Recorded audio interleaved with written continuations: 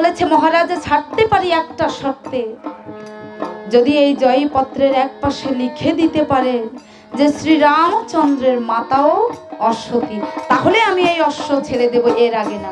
বলে ও আচ্ছা, বুঝতে পেরেছি, তার মানে বিনা যুদ্ধে অশ্ব ছাড়বে না, তাই তো? তবে এসে যুদ্ধ করতে জানো তো? বলে মহারাজ যুদ্ধ করতে জানি কিনা তাহলে একবার পরীক্ষা হয়ে যাক। কোথায় বাদ্যকারগণ, একবার রণবাদ্য বাজিয়ে দাও।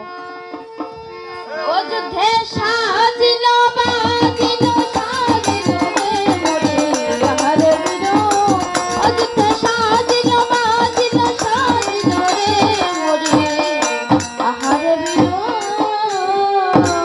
আর আকর্ণ পুরিয়া দিল ধনুকে টঙ্কার সাজিলো বাজিলো, ওই স্বর্গ মর্ত পাতালেতে লাগলো চমৎকার রে সাজিলো বাজিলো আবার বানে বানে আচ্ছা দিল রবির কিরণ রে সাজিলো বাজিলো, আরে কেহ কারো জিততে না রে সমানে সমান রে সাজিলো বাজিলো আবার ব্রহ্মাস্ত্র বান তখন এই সংগ্রামে ছাড়িল সাজিলো বাজিলো ওই নীলাধের হস্তপদ বন্ধন হইল সাজিলো বাজিলো আবার লাইয়া মাথার বেনি ওই পড়ে ভূমি তলে সাজিলো বাজিলো ওই স্বর্গবাসী দেবগণে হরি হরি বলে রে সাজিলো সাজিলো বাজিলো বাজিলো মধ্যে বাজিলো রে সাজিলো সাজিলো। নীলদ রাজাকে পরাজিত করে এবার ভরত শত্রুঘ্ন বলছে ও সারথি চলো আমরা ওই উত্তর দেশে যাত্রা করি। বলে মহারাজ শুনেছি উত্তর দেশ নাকি বীর শূন্য দেশ, সেখানে কোনো বীরের জন্ম হয়নি, তাই চলুন মহারাজ আমরা উত্তর দেশে না গিয়ে ওই পশ্চিম দেশে যাত্রা করি। সারথি আমরা যদি উত্তর দেশে ভ্রমণ না করে ওই পশ্চিম দেশে পদার্পণ করি তাহলে সকলে ভৎসনা করে বলবে যে শ্রীরামচন্দ্রের যজ্ঞের অশ্ব 3 দিক জয় করে ফিরেছে, তাই চলো আমরা উত্তর দেশে ভ্রমণ করে তবেই যাব পশ্চিমে। বেশ তাই হোক।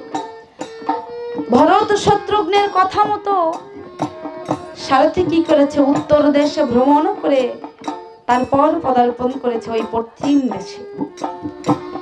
পশ্চিম দেশে ছিল কোশল রাজা। যজ্ঞের অশ্বের কপালের জয়পত্র পড়ে কোশল রাজা বলছে সৈন্যগণকে ডেকে, ওরে তোমরা কেউ এই অশ্বটি বন্ধন করো না, কারণ এটা যে আমার প্রভু শ্রীরামচন্দ্রের যজ্ঞের অশ্ব, এই অশ্ব তোমরা কেউ বন্ধন করো না। ভরত শত্রুঘ্ন এসে কোশল রাজাকে যজ্ঞের নিমন্ত্রণ করে সারথীকে বলছে ও সারথী এবার এই অশ্বটি তুমি ওই দক্ষিণ দেশে যাত্রা করাও। ওমা দক্ষিণ দেশে চিত্রকূট পর্বতে বসে ধ্যান করছেন কে? বাল্মীকি মুনি।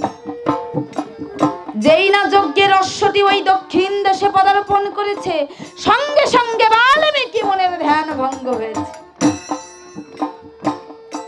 তখন মুনি আমার পুনরায় ধ্যানস্থ হয়ে জানতে পারলেন তার প্রভু শ্রীরামচন্দ্র অযোধ্যায় অশ্বমেধ যজ্ঞ করছে। বাল্মীকি মুনি তখন মনে মনে ভগবানকে স্মরণ করে বলছে হে দয়াল দীনবন্ধুরা, আমি তোমার চরণে কি এমন অপরাধ করেছি যে তুমি তোমার এই অশ্বমেধ যজ্ঞে সকল মুনি ঋষি রাজরাজাকে নিমন্ত্রণ করেছো, বাদ দিয়েছো কেবল এই হতভাগা বাল্মীকিকে? ভালোই করেছো প্রভু। আমিও বলছি আমার যদি কিঞ্চিত তপবল থাকে আমি তোমার এই যজ্ঞে বিঘ্ন উৎপাদন করবই করব। আমার যদি কিঞ্চিত তপবল থাকে তোমার এই যজ্ঞে আমি বাধা প্রদান করবই করব। এই বলে বাল্মীকি মুনি আমার চলে গেলেন মা জানকীর কাছে। কুঠিরের বাইরে দাঁড়িয়ে ডাকছে ও মা, মা গো। বাল্মীকি মুনির কণ্ঠস্বর শুনতে পেয়ে সীতা দেবী ঘর থেকে বাইরে বেরিয়ে এসে বলছে ও গো পিতা, এতদিন পরে এই দুঃখিনী মায়ের কথা তোমার মনে পড়েছে? ওমা, আমি যে আজ বড় দায়ে পড়ে তোমার কাছে কিছু ভিক্ষা চাইতে এসেছি, আমায় কিছু ভিক্ষা দেবে? ওগো পিতা, আমি যে নিজেই একজন ভিখারিনী, রাম ধনে কাঙালিনী। ওগো পিতা, আজ আমি তোমায় কি ধন ভিক্ষে দেব? ওই গো পিতা, আমি জন্ম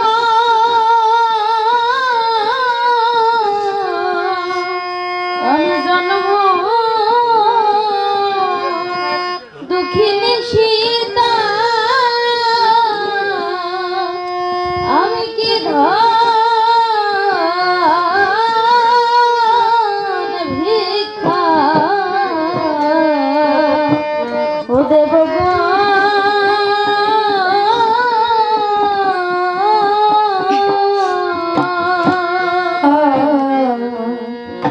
আশ্রয় দাতা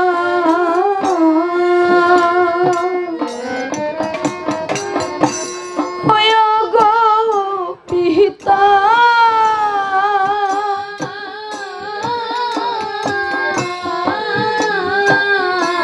ও পিতা পালিত কন্যা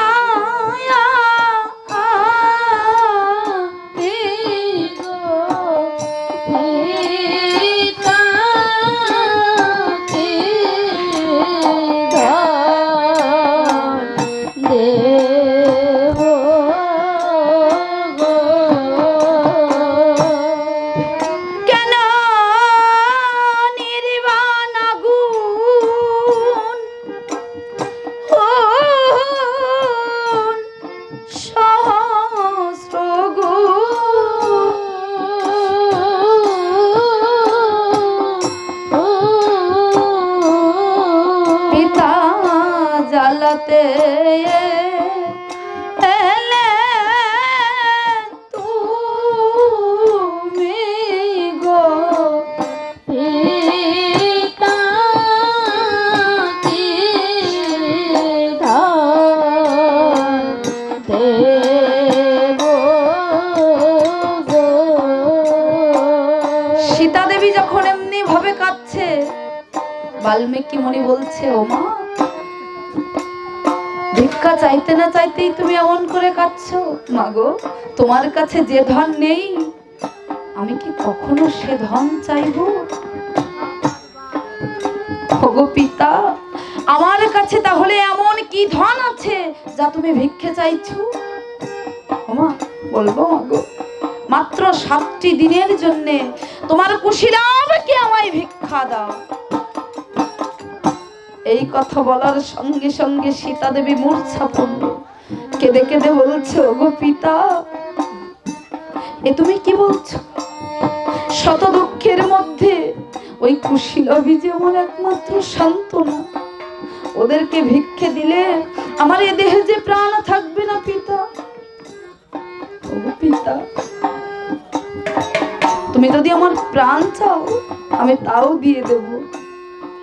রে আমার প্রাণ যদি চাও,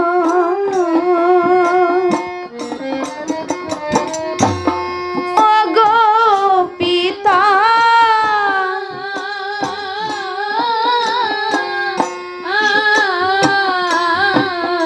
আমি প্রাণ দিতে পারি গো পিতা কি ধন দেব গো। ওরে কুশীলব,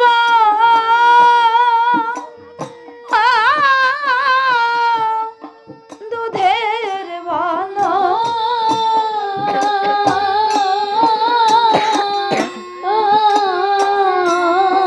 আমি ভিক্ষা দিতে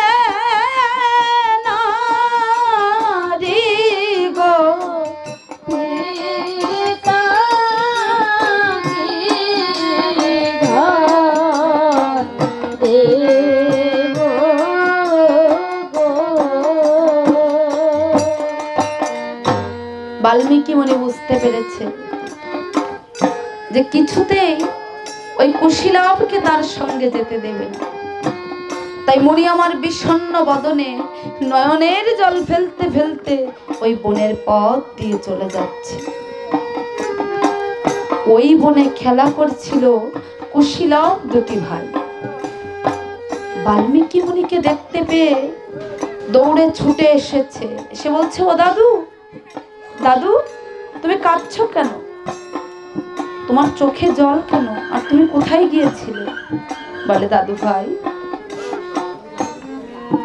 আসলে রাজবাড়ি থেকে একখানা নিমন্ত্রণ পত্র এসেছিল, ভাবলাম একা না গিয়ে তোমাদের দু ভাইকে নিয়ে যাই। এই কথাটাই আমি মাকে বলতে গিয়েছিলাম, কিন্তু মা তো তোমাদের যেতে দেবে না। তার উপরে মা কান্নাকাটি শুরু করে দিয়েছে। ও দাদু তুমি এখানে একটুখানি অপেক্ষা করো, আমরা দু ভাই দৌড়ে গিয়ে মাকে বলে কয়ে রাজি করিয়ে তবেই যাব তোমার সঙ্গে ওই রাজবাড়িতে নিমন্ত্রণ খেতে। দৌড়ে গেছে কুশীলব দুটি ভাই মায়ের কাছে। ও মা, মাগো, ও মা, আমাদের একটু ওই মুনি দাদুর সঙ্গে নিমন্ত্রণ খেতে যেতে দাও না মা। ও মা, আমরা তো কোনোদিনও রাজবাড়িতে নিমন্ত্রণ খাইনি, আজ একটু আমাদের যেতে দাও না মা। সীতা দেবী কিছুতেই রাজি হচ্ছে না। তখনও কুশীলব দুটি ভাই যাবো যাবো বলে মায়ের গলাটা জড়িয়ে ধরে কাঁদছে। ও মা, যেতে দাও না মা। সন্তানদের কান্না সহ্য না করতে পেরে কুশীলবকে নিয়ে সীতা দেবী ওই মুনির হাতে তুলে দিয়েছে। ওগো পিতা,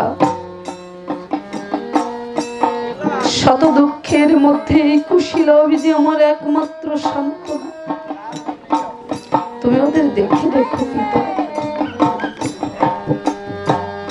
এবার বাল্মীকি মুনি কি করেছে? দু ভাইকে নিয়ে ওই বনের পথে চলেছে। যেতে যেতে কিছু দূর যেতে না যেতে মুনি হঠাৎ দাঁড়িয়েছে। কুশীলব বলছে, ও দাদু তুমি দাঁড়ালে কেন? বলে, দাদু ভাই, আসল কথাটাই তো শোনা হলো না, তোমাদের দীক্ষা নেওয়া আছে?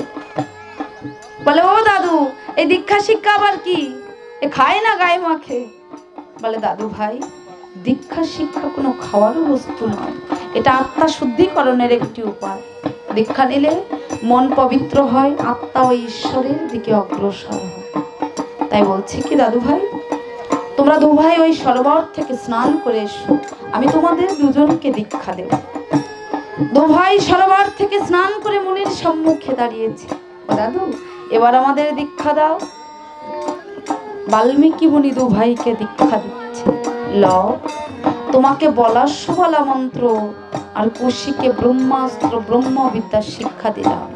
আমি তোমাদের আশীর্বাদ করছি, তোমাদের বর দিচ্ছি।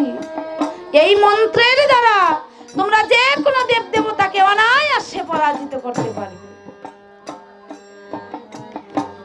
এই ব্রহ্মাস্ত্র ব্রহ্মবিদ্যার দ্বারা যে কোনো দেব দেবতাকে অনায়াসে পরাজিত করতে পারবে। এবার কথা হলো, দাদু ভাই, আমি যে তোমাদের দু ভাইকে দীক্ষা দিলাম, আমি তোমাদের সম্পর্কে কি হয়েছে বলো তো? বলে, ও দাদু, তুমি যেহেতু আমাদের দীক্ষা দিয়েছো, তুমি আমাদের সম্পর্কে হয়েছ গুরুদেব। প্রণাম হই গুরুদেব।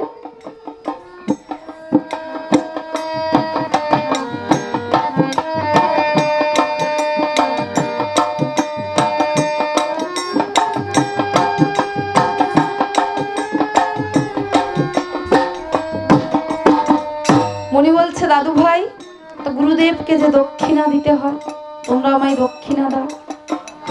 ও দাদু, তুমি তো দেখলে মায়ের সম্মুখ হতে তোমার সঙ্গে চলে এসেছি, আমাদের কাছে তো একটি পয়সাও নেই।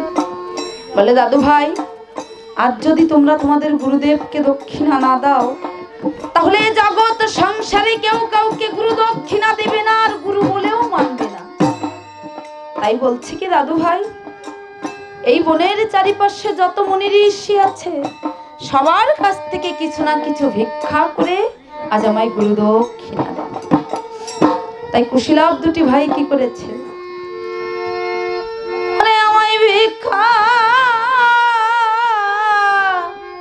দাও হে, ওহে মুনি ঋষি গুরুদাম ক্ষীণাতে বয়া প্রায়ামা ভিক্ষা দাও হে,